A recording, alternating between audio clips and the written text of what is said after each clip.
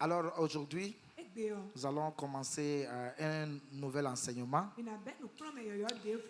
que le Seigneur m'a communiqué encore dans le rêve. C'est bizarre. Donc je pense que c'est à cause de cela que le Seigneur m'avait demandé de faire un bureau à la maison. Parce que c'est quand je dors, il me montre les choses dans le rêve. Alors il m'a montré, dans le rêve j'étais là, et puis j'ai entendu la voix de Dieu en rêve. Et il m'a dit, la maison du potier. Parle de cela à l'église. Dieu nous amène dans une phase.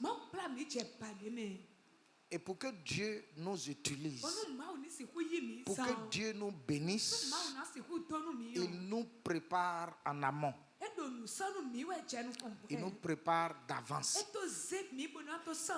C'est comme quelqu'un qui a l'intention de devenir une personnalité dans la société.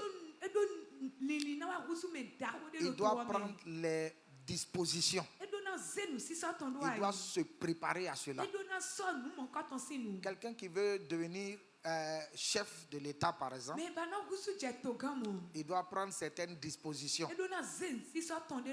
pendant longtemps avant d'aller aux campagnes.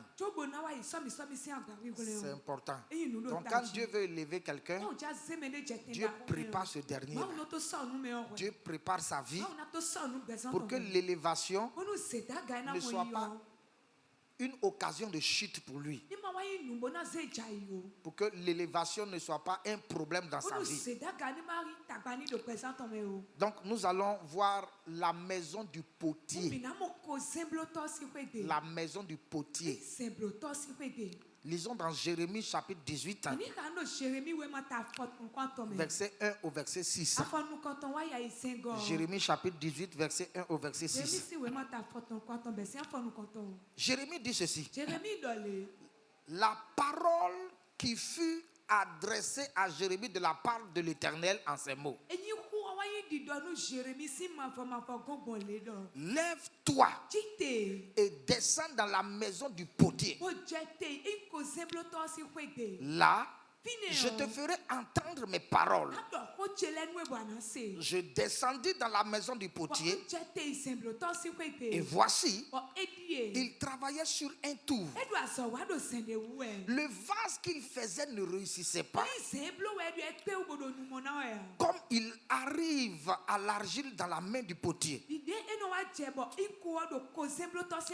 il en refit un autre, tel qu'il trouva bon de le faire.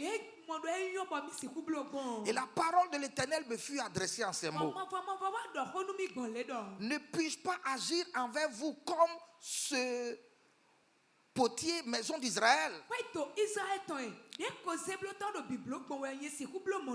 Dit l'Éternel. Voici, comme l'argile est dans la main du potier, vous êtes dans ma main, maison d'Israël. Descends dans la maison du potier. C'est la parole qui fut adressée à Jérémie. Descends dans la maison du potier. C'est pour cela que, au cours de cet enseignement, qui va s'étaler sur plusieurs dimanches, nous verrons ce que c'est que la maison du potier. Ensuite, nous verrons le potier divin. Ensuite, nous verrons que notre vie est comme de l'argile. Ensuite, nous allons voir qu'il y a des vases qui ne réussissent pas. Et pourquoi ces vases-là ne réussissent pas? Dieu met du temps sur certains vases. Ensuite, nous allons voir comment le potier forme l'argile. Et enfin, nous allons voir les significations des vases d'argile. Qu'est-ce que ça signifie? Amen. Amen. Amen. Voilà, que le nom de Dieu soit béni. On va aller pas à pas. Donc Dieu dit à Jérémie, descends dans la maison du potier. Va là-bas. Parce que là-bas, je vais te parler. Là-bas, je vais t'enseigner. Là-bas, je vais te donner des révélations sur la manière dont moi, Dieu, je travaille sur la vie des hommes. Dieu est intéressé par notre vie plus que par nos œuvres. Dieu est intéressé par notre vie plus que par nos œuvres. Dieu est intéressé par notre vie.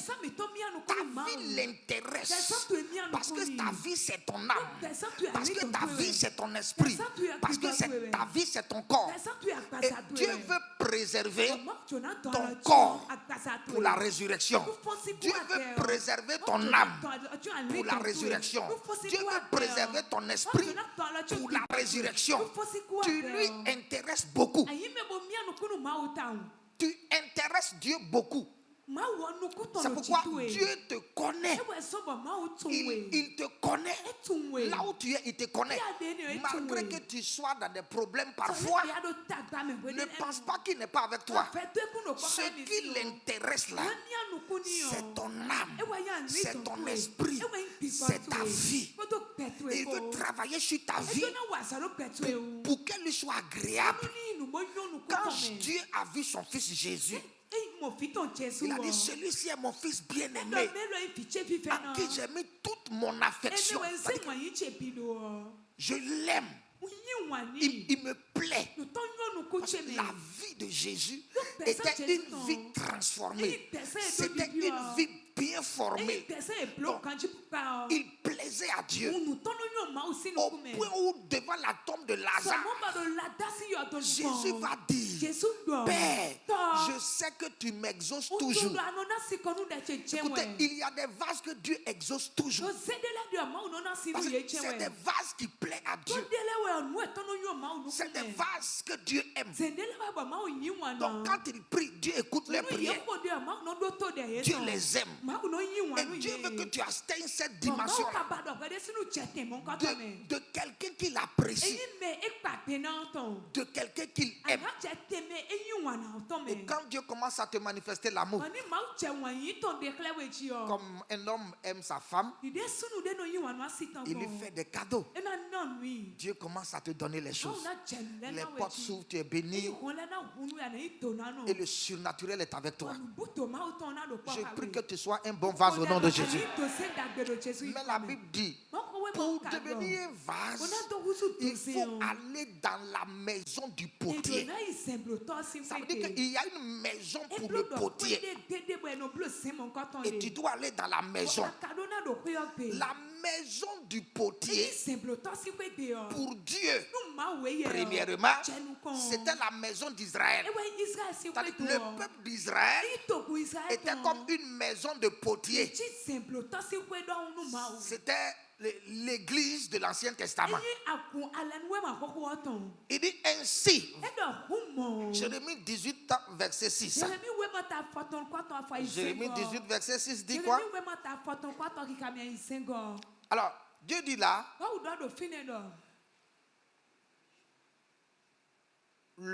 la dernière manche. Ainsi, vous êtes dans ma main. Maison d'Israël. Maison d'Israël. Vous êtes dans ma main. Donc la maison du potier que Jérémie avait vue en vision était l'image de la maison d'Israël. Et dans cette maison-là, au sein de ce peuple-là, Dieu agissait sur l'argile. Et il dit, l'argile, c'est votre vie qui se trouve dans mes mains au sein de la maison d'Israël. C'est-à-dire au sein de la nation d'Israël. Donc, la nation d'Israël était la maison du potier. Et Dieu devait travailler sur les vases. Deuxièmement, la maison du potier, c'est l'église. La maison du potier, c'est l'église. Dans 1 Timothée chapitre 3, versets 14 et 15. 1 Timothée chapitre 3, versets 14 et 15. Paul dit, je t'écris ces choses avec l'espérance d'aller bientôt vers toi. Mais afin que tu saches, si je tarde, comment il faut se conduire dans la maison de Dieu, qui est l'église du Dieu vivant, la colonne et l'appui de la vérité. Donc Timothée, que tu saches comment se conduire dans la maison de Dieu. Et cette maison, c'est l'église de Dieu. Donc dans cette maison-là, qu'est-ce qui se passe? Pour que tu puisses bien te conduire, il faudrait que tu sois forgé. Parce que tu es venu du monde. Tu avais un père grec, une mère juive. Donc comme Timothée avait de mauvaises racines aussi du côté paternel. Il avait hérité certains comportements. Et Paul lui dit, tu dois savoir te conduire dans la maison de Dieu. Et cette maison, c'est l'église. Ensuite, Paul va dire plus tard, dans 2 Timothée chapitre 2, verset 10. 2 Timothée chapitre 2, verset 10. Paul dit, autant pour moi c'est verset 20, s'il vous plaît. 2 Timothée chapitre 2, verset 20. Il dit, dans une grande maison, il n'y a pas seulement des vases d'or et d'argent, mais il y en a aussi de bois et de terre. Les uns sont des vases d'honneur et les autres sont d'un usage vil. Donc Timothée, la maison dont il s'agit, c'est la maison du potier où il y a des vases. Donc l'église, c'est la maison du potier. Okay. Israël était la maison du potier dans l'Ancien Testament. Et aujourd'hui, c'est l'église qui est la maison du potier. Et Dieu dit à Jérémie, descends dans la maison du potier. Descends dans l'église. Va t'asseoir dans l'église. Fréquente ton église. Continue d'aller à l'église. Et reste là. Et sache que tu dois devenir de l'argile dans la main du potier. Ça veut dire que Dieu veut travailler ta vie. Non seulement il veut te délivrer pour enlever les esprits familiaux, les esprits de malédiction, tout ça de ta vie, mais il veut donner une nouvelle forme à ta vie pour que tu lui sois agréable et pour que tu puisses devenir son récipient afin qu'en toi il puisse déposer sa grâce, sa bénédiction et sa faveur. Mais il doit te forger d'abord. Et dit, descends dans ma maison, descends dans l'église, descends dans l'église. Amen. Donc lorsqu'on descend dans la maison de Dieu, alors Dieu se met à l'œuvre.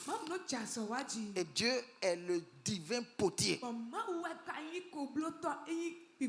Dieu est le divin potier. C'est lui qui travaille sur nous. Dieu est en train de travailler sur toi. Et tu dois comprendre que tu es de l'argile. Il travaille sur toi.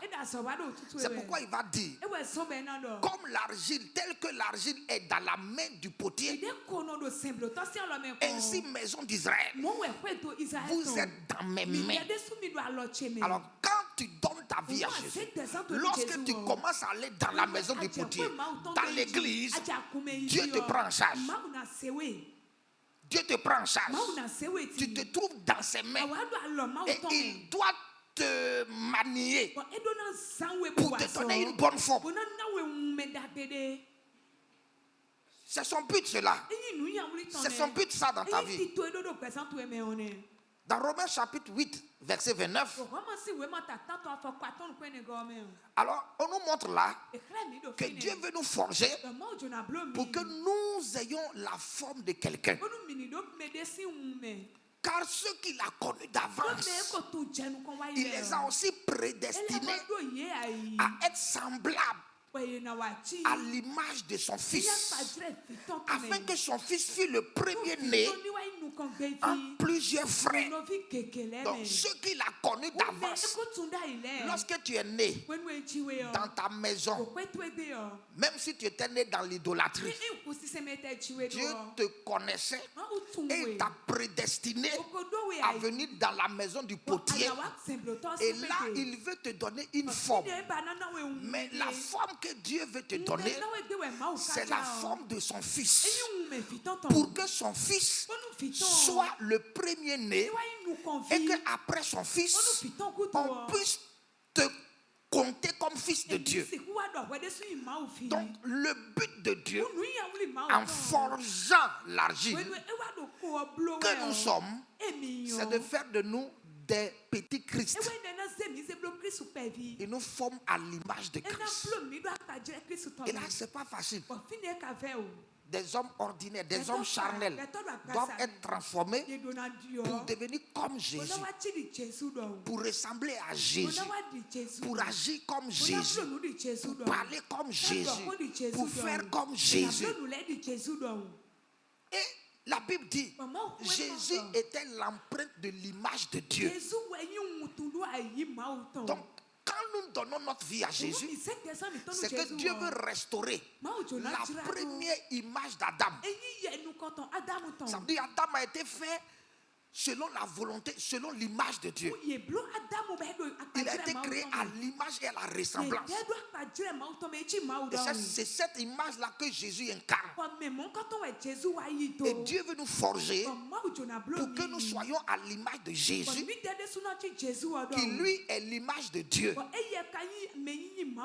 Donc Dieu veut restaurer la première image. L'image d'Adam, quand il n'avait pas encore été séduit, il était à l'image de Dieu et il avait la ressemblance de Dieu. C'est cette face-là, c'est cette image-là que Dieu veut ramener. Il veut ramener pour que tu sois comme Adam, exactement, en esprit comme le premier Adam, en esprit comme le premier Adam. Mais puisque le premier Adam a échoué, il y a un deuxième Adam qui est venu. Exactement l'image de Dieu. La Bible dit, celui qui a vu Jésus a vu Dieu. L'image. Maintenant, tu dois être forgé en cette image-là. Parce que Dieu veut restaurer le jardin d'Éden. Adam et Ève avaient été chassés du jardin parce qu'ils ont détérioré l'image, parce qu'ils ont détruit la ressemblance. Dieu les a regardés et Dieu a dit, ils ne peuvent plus rester dans le jardin d'Éden. Ce n'est pas mon image, ils ne sont plus ma image. Sortez. Mais quand Christ est venu, il vient restaurer notre image comme celle de Dieu au départ. Et c'est pour cette raison qu'il y aura l'enlèvement et il y aura la nouvelle Jérusalem où il y aura un jardin et nous serons restaurés dans un monde où il y a tout. On sera en paix et c'est les images de Dieu qui peuvent vivre là. Et c'est le plan de Dieu pour ta vie. C'est pour cela qu'il te dit, va dans la maison du potier et il te prend en charge. Tu te trouves dans ses mains et il travaille sur toi pour te donner l'image de son fils. Amen. Alors notre vie est comme de l'argile. C'est comme de l'argile. Ta vie c'est comme de l'argile qui se trouve dans les mains de Dieu, que Dieu est en train de manipuler. Sache que maintenant là, Dieu est en train de manipuler ta vie. Il y a des choses que tu n'aimerais pas qu'on te fasse. Dieu va te faire ça. Parce que l'argile n'a pas de mots. Dieu veut lui donner une forme. Mais l'argile avait une autre forme au départ. avait une autre forme. Dieu veut lui donner une nouvelle forme. Ce n'est pas facile. Il faut maloxer l'argile avec les pieds. On foule avec les pieds. C'est difficile. Mais tu es dans les mains de Dieu. Où est-ce que tu vas partir? Pierre a dit, tu es à les paroles de la vie. Où est-ce que nous allons partir? David voulait fuir Dieu parce qu'il avait commencé à mener une vie qui ne plaisait pas à Dieu. Et dans la nuit, il sentait toujours la présence de Dieu à côté de lui. Et il va écrire, où irai-je loin de ta face? Il dit, même quand je suis dans un trou, tu es là. Ta main est là. Quand je fuis pour aller sous l'eau, ta main est là. Où irai-je? Je suis à toi. Traite-moi comme tu veux. Où peux-tu aller? Tu ne peux pas fuir Dieu. Tu ne peux pas fuir Dieu. Tu es tombé dans ses mains. Mais lui, il a un but. Fais de toi une personne meilleure. Fais de toi l'image de Christ. Un homme élevé spirituellement. Un homme rempli de grâce, rempli de faveur. Ça, c'est son but pour toi. Mais il doit te forger. Il doit travailler sur toi. Donc, considère que tu es de l'argile dans ses mains. Esaïe va dire que notre vie se trouve dans ses mains comme de l'argile. Esaïe chapitre 64, verset 7 ou le verset 8 pour certaines versions. Esaïe 64, verset 7 ou verset 8 pour certaines versions. Cependant, ô Éternel, tu es notre Père. Nous sommes l'argile. Aïe. Cependant, ô Éternel, tu es notre Père. Nous sommes l'argile. Et c'est toi qui nous as formés. Nous sommes tous l'ouvrage de tes mains. Père, tu es notre Père. Nous sommes de l'argile entre tes mains.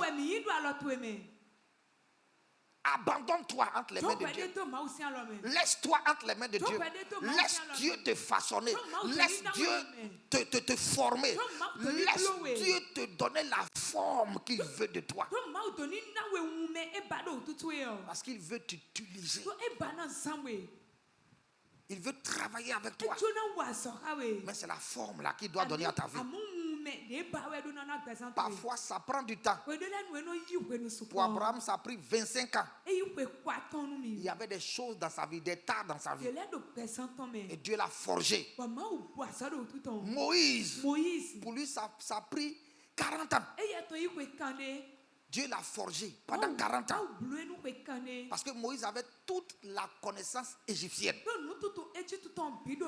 Il fallait le forger, le transformer. Donc quand il a fui, il a fait 40 ans comme berger. Il a appris avec Dieu. Dieu l'a transformé. Et quand Dieu a vu qu'il était maintenant un vase disponible, prêt, Dieu va l'envoyer vers Pharaon. Ce même Moïse-là, quand il va retourner devant Pharaon, c'est avec une onction terrible. C'est avec une autorité terrible. Pourquoi? Il a été travaillé. Tu es de l'argile. Dis à ton voisin, tu es de l'argile dans les mains de Dieu. Tu dois accepter ça. C'est pour cela Esaïe va dire, ô Éternel, tu es notre Père. Tu es notre Père. Et nous sommes de l'argile entre tes mains. Nous sommes de l'argile entre tes mains. Nous sommes disponibles. Travaille sur nous. Travaille sur nous. Est-ce que tu peux avoir cette mentalité-là? Est-ce que tu peux comprendre les choses de cette manière? La Bible dit, pendant que Jérémie observait, dans Jérémie chapitre 18, verset 4, pendant qu'il observait le potier, il s'est rendu compte que l'argile qui est dans ses mains ne réussissait pas.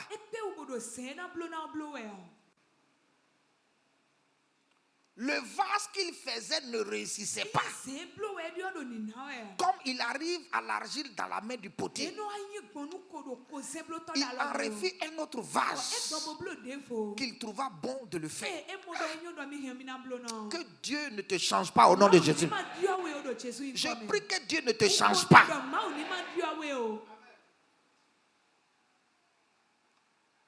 Le potier travaillait sur un vase et le vase ne réussissait pas.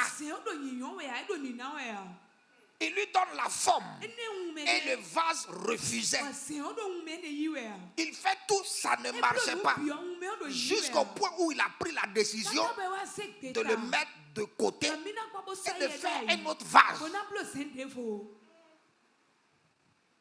Dans la maison du potier qui est l'église, Dieu peut mettre des gens de côté parce qu'ils travaillent sur leur vie. Mais il y a une résistance.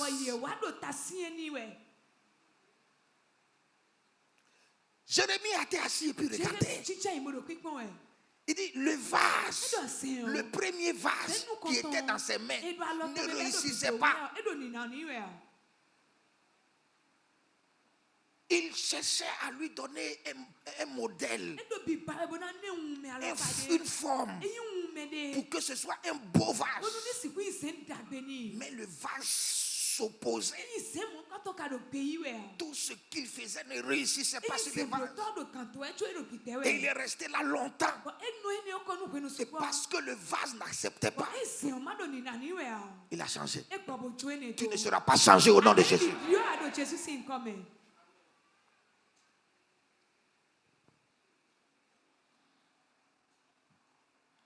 Le vase ne réussissait pas. Pourquoi certains vases ne réussissent pas? Pourquoi Dieu, quand il commence avec certaines personnes, en cours de chemin, il les laisse? C'est-à-dire que Dieu te gardera pour aller au ciel, mais en ce qui concerne le ministère, l'œuvre, ce qu'il veut faire au travers de toi, dans la société, tout ça, il laisse tomber. Et il cherche un autre vase. Il ne faudrait pas que Dieu te laisse en cours de chemin. Dans Romains chapitre 9, verset 20, dans Romains chapitre 9, verset 20, il est dit, ô homme, toi, plutôt, qui es-tu pour contester avec Dieu? Le vase d'argile là, dira-t-il à celui qui l'a formé, pourquoi m'as-tu fait ainsi? C'est la première raison pour laquelle les vases ne réussissent pas. C'est le vase qui conteste avec Dieu. C'est le vase qui a ses propres projets. C'est le vase qui a son propre plan. C'est le vase qui dit à Dieu, nous, on est comme ça dans notre famille. Nous, on se met en colère, on se fâche dans la famille. C'est comme ça on est. Donc quand Dieu veut faire de lui un vase de paix, un vase de joie, ça ne marche pas. Parce qu'il dit, Dieu, je suis né comme ça et je veux rester comme ça. Tous les vases qui contestent, qui ne veulent pas changer, qui ne veulent pas accepter le moule de Dieu, avec le temps, Dieu les met de côté. Je prie que Dieu ne te mette pas de côté. Je dis, je prie que Dieu ne te mette pas de côté. Dieu est en train de travailler sur certains vases. Pour certains vases, Dieu est obligé de prendre des mesures draconiennes sur certaines vases, pour travailler sur eux, afin d'obtenir la forme qu'il veut. Mais il y a des vases qui contestent avec Dieu, des vases qui disputent avec Dieu, des vases qui disent: Dieu, je ne suis pas d'accord. La forme que tu veux me donner, je ne veux pas. Je veux telle forme. On dit: non, Dieu, je ne veux pas rester comme ça. Je ne veux pas être ceci. Je ne veux pas faire ceci pour toi. Pourquoi tu m'appelles à travailler dans l'église comme quelqu'un qui vient nettoyer l'église? Non, Dieu, moi je ne veux pas ça.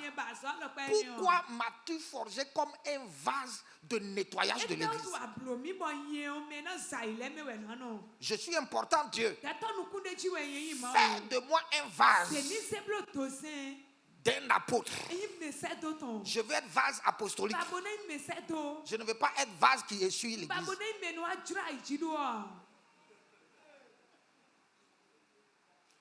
La Bible dit que les vases n'ont pas de choix. C'est le potier qui donne au vase la forme qu'il veut.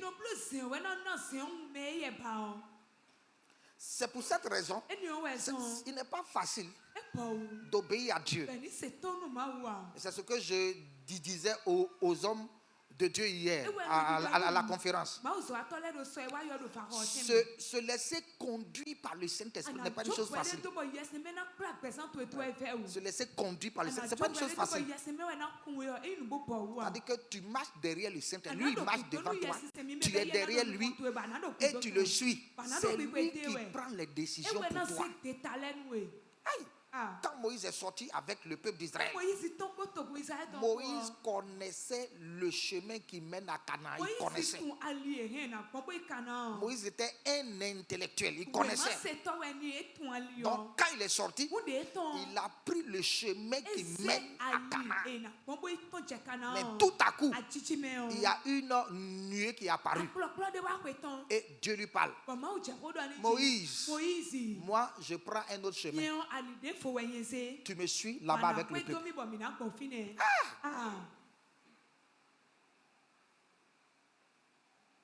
Un vase, c'est parce que Dieu avait travaillé sur Moïse pendant 40 ans.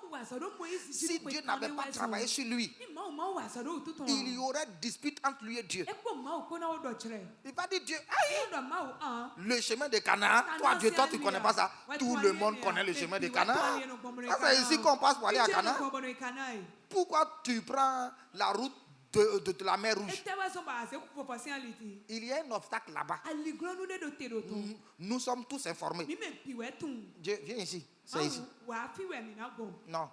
Mais c'était un vase préparé, un vase disponible, un vase qui peut faire la volonté de Dieu. La Bible dit: Moïse était instruit dans toute la connaissance de l'Égypte. Mais il a laissé tomber sa connaissance parce que Dieu l'a forgé. Il était prêt maintenant à se laisser conduire. Quand la nuée a pris par la droite, il a dit au peuple: nous savons que la route c'est par la gauche. Mais Dieu est souverain, il est au-dessus de tout. On le suit. Et il va comprendre plus tard que Dieu avait raison. Parce que Pharaon va se réveiller. Il va dire: j'ai laissé partir les Israélites. Il faille que je les rattrape et que je les tue tous.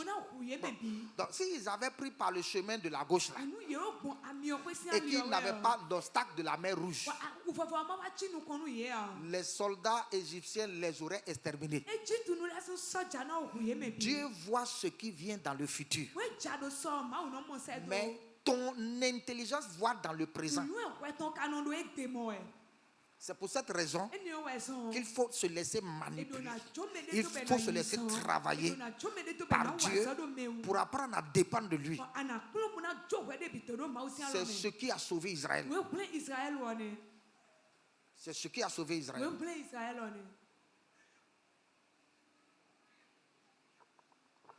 Donc, premièrement, la contestation. Celui qui conteste avec Dieu. Je ne suis pas d'accord. On ne peut pas faire ça. On ne peut pas faire comme ça. Je ne suis pas content. Ça ne me plaît pas. Ceux qui étaient à la conférence hier, là, ils ont compris beaucoup de choses. Comment les gens donnent offrande. Ou bien, qui va parler? C'est pour ton bien. On a donné 3 enveloppes. La société là. Enveloppe. 100 000, 100 000, 100 000. Et moi, je suis assis devant. C'est dangereux de s'asseoir devant. Parce que lorsque tu es assis devant et que les gens quittent de derrière pour prendre enveloppe, alors que toi, on t'a donné une place honorifique. Donc, on pense que tu es à un niveau donné. Et puis, 100 000, 100 000. Et puis, l'homme de Dieu vient jusqu'à devant moi. Et puis il dit 100 000, 100 000. Il dit bon, Seigneur, je suis mort. Je suis obligé. Je me suis levé, j'ai pris l'enveloppe. Je me suis assis. Le lendemain, donc hier, je suis parti. Après, il parle jusqu'à. Il dit bon, enveloppe. J'ai déjà mis 100 000 d'enveloppe que je voulais donner. Bon. Il a parlé de ceux qui veulent donner. Et puis il vient, il passe encore devant moi. Je suis obligé de me lever, de prendre l'enveloppe. Après maintenant, c'est le bishop qui vient, il prend l'enveloppe. L'homme qui a prêché, c'est un homme ouin. Qui veut semer. Et puis il dit, premièrement, mes fils spirituels. Tous ceux qui sont mes fils spirituels. Et moi, il m'a mis devant parmi ses fils spirituels. Donc, je ne voulais plus me lever. Quand mon épouse m'a fait signe. Si tu ne te lèves pas dans cette affaire-là, c'est pas bon. J'ai dit, maman, ça chauffe. Et puis je me suis levé pour prendre encore l'enveloppe. Ça, c'est l'obéissance. Ton père a parlé, tu vas obéir. Et puis Dieu ne va pas descendre sur la terre. Non. Il va utiliser les serviteurs de Dieu pour te former. Amen.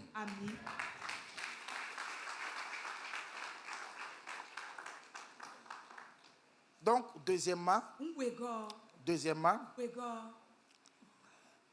le vase ne réussit pas parce qu'il refuse de se soumettre à l'autorité de Dieu. Le vase ne réussit pas parce qu'il refuse de se soumettre à l'autorité de Dieu. Donc, premièrement, il conteste. Deuxièmement, il refuse de se soumettre. Romains chapitre 9, verset 21. Romains chapitre 9, verset 21. Le potier n'est-il pas maître de l'âge pour faire avec la même masse un vase d'honneur et un vase d'usage vil?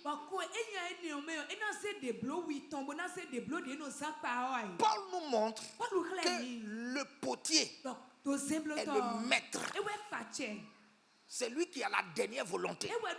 Donc lorsqu'un agile refuse de se soumettre, alors il est en train de contester et il est en train de refuser de se soumettre au maître. Parce que le potier est le patron là. Il est le maître. C'est lui qui décide. Donc ne pas lui permettre de te donner la forme qu'il aurait souhaité de toi est un signe d'insoumission et de désobéissance.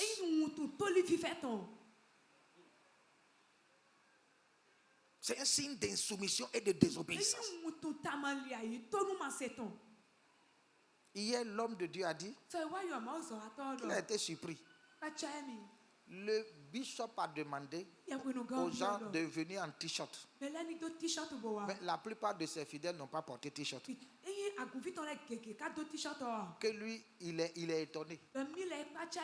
Parce que chez lui, quand il parle, si son assistant ne vient pas en t-shirt, il aura tous les problèmes avec lui. C'est la soumission. Mais il faudrait être un vase malléable pour le faire. Bien-aimé, permets à Dieu de te forger, de te donner une forme. Ne conteste pas avec lui. Ne dispute pas avec lui. Quand les événements arrivent, quand les circonstances arrivent, ne prends pas ça du mauvais côté. Parce qu'une pièce de monnaie a double face. Et il faut prendre la bonne face. Il faut aller devant Dieu pour dire, Seigneur, pourquoi tu as permis cela dans ma vie? Car il a dit, toutes choses concourent au bien de ceux qui aiment. Toutes choses, les bonnes choses comme les mauvaises choses, concourent pour notre bien. Pourquoi tu as permis? Je vous ai raconté l'histoire de ce pasteur qui a été arrêté à l'aéroport. Et les policiers lui posaient assez de questions. Pendant ce temps-là, on appelait son nom régulièrement parce que l'avion était prêt à décoller. Mais les policiers sont restés sur lui jusqu'à ce que l'avion décolle. Il s'est fâché. Il a commencé à crier dans l'aéroport. Vous allez voir avec moi. Je vais vous convoquer. Vous êtes mauvais. Voilà, j'ai raté mon vol. Vous allez payer. Et quelques instants après, ils entendent beau. L'avion a fait un crash. Tous ceux qui étaient dans l'avion sont morts. Voici qu'il était en train de crier. Quand il a entendu beau. Et qu'on a dit que c'est l'avion qu'il voulait prendre là qui vient de faire un crash. Il a dit merci Seigneur. Merci Seigneur. Il s'est mis à genoux. Merci policier. Vous m'avez aidé. Oh, je vous dis bien aimé. C'est ça. Toutes choses concourent. C'était un mauvais événement pour lui. Mais Dieu a amené cela pour lui faire du bien. Mais il ne comprenait pas que c'était le bien que Dieu voulait lui faire. Lui, il voyait qu'on l'avait bloqué. Il était fâché. Moi, pourquoi on va me faire ça? Je suis un serviteur de Dieu. On ne peut pas me faire ça. Pourquoi? C'était pour son bien. Parfois, Dieu travaille sur notre vie comme ça. C'est pour notre bien. Parce que Dieu connaît le futur. Dieu connaît l'avenir. Dieu connaît ce qui t'attend devant. Et il agit sur toi. En conséquence, ce matin, la prière que tu vas faire, Seigneur, je suis de l'argile entre tes mains. Je suis de l'argile. Je m'abandonne entre tes mains. Manipule-moi comme tu veux. Donne-moi la forme que tu veux. Je suis prêt à me soumettre. Je suis prêt à ce que tu travailles dans ma vie. Comme bon te semble. Seigneur, s'il te plaît, travaille sur moi. Ouvre ta bouche et prie. Prie le Seigneur. Parle au Seigneur. Parle au Seigneur. Parle au Seigneur. Je suis de l'argile, Seigneur. Oh, je suis de l'argile. Je m'abandonne à toi. Seigneur, je m'abandonne à toi. Je me laisse entre tes mains. Je veux faire ta volonté. Même si ça me fait mal. Même si les choses sont dures pour moi. Je me soumets à toi. Parce que tu as un plan pour moi. Parce que tu me forges. Tu es en train de me former. Pour accomplir quelque chose de grand. Pour accomplir quelque chose de puissant. Je m'abandonne à toi. Je m'abandonne à toi. Fais de moi ton argile. Et que le vase que je suis puisse réussir entre tes mains. Je veux que ton œuvre réussisse dans ma vie. Que ton travail réussisse. Que je ne sois pas un vase raté. Je ne veux pas un vase raté, Seigneur. Travaille sur ma vie. Travaille sur ma vie. Travaille sur ma vie. Je me livre totalement, oh Seigneur. Je me livre totalement.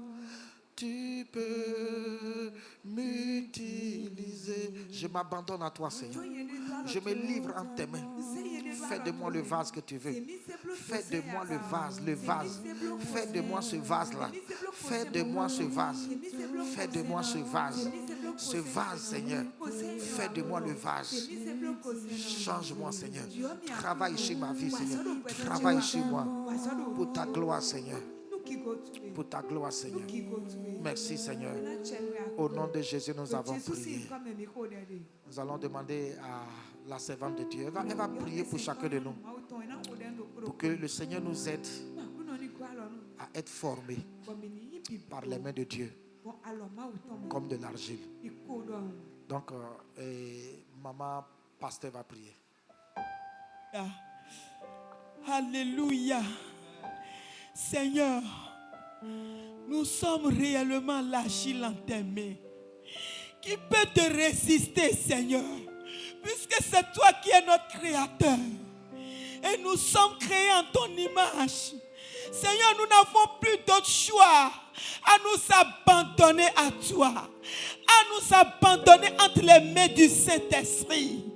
Et ce matin, Seigneur, nous disposons, Seigneur, nos cœurs en tes mains. Notre âme, notre esprit, Seigneur, en tes mains. C'est pourquoi, Seigneur, tu as envoyé le Saint-Esprit afin que, Seigneur, nos vies, Seigneur, oh Dieu, puissent être réellement, Seigneur, une forme, Seigneur, pour ton royaume. Et c'est pourquoi tu nous as donné le Saint-Esprit. Il est le paraclétos de ton église. Et ce matin, nous nous soumettons, Seigneur, oh Dieu, à ton esprit ce matin, afin qu'il soit le volant de notre vie, le volant de notre destinée.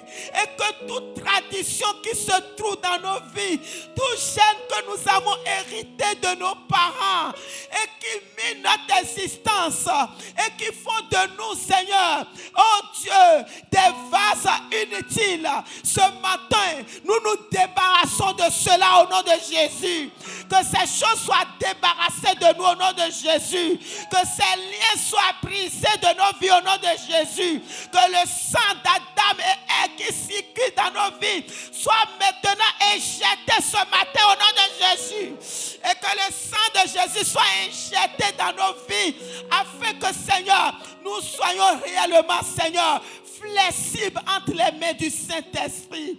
Ce matin, Seigneur, ce message est à moi, ce message est à mon frère, ce message est à ma soeur. Je prie que, Seigneur, tu nous donnes un cœur, Seigneur, flexible au nom de Jésus, et que tout cœur dur soit brisé ce matin par ta parole au nom de Jésus de Nazareth. Papa, nous nous laissons humblement en tes mains. Donne-nous ce matin l'esprit d'humilité, d'ouvrir nos cœurs à l'Esprit de Dieu et qu'en retour, une transformation radicale soit palpable, oh Dieu, opérant dans nos vies au nom de Jésus de Nazareth. Papa, nous te disons merci ce matin et nous prions que pour ton serviteur, afin que tel qu'il se laisse, Seigneur, conduire, Seigneur, par ton esprit, Seigneur, que cette grâce, cette onction soit tous les jours renouvelée dans sa vie au nom de Jésus.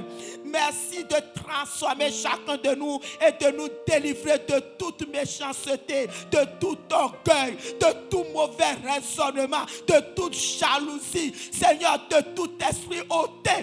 Délivre-nous, Seigneur, et rends-nous, Seigneur, sensibles à ton esprit, et que toute la gloire puisse te revenir à jamais. Au nom puissant de Jésus, nous avons prié. Amen. Amen. Merci, Seigneur. Wow.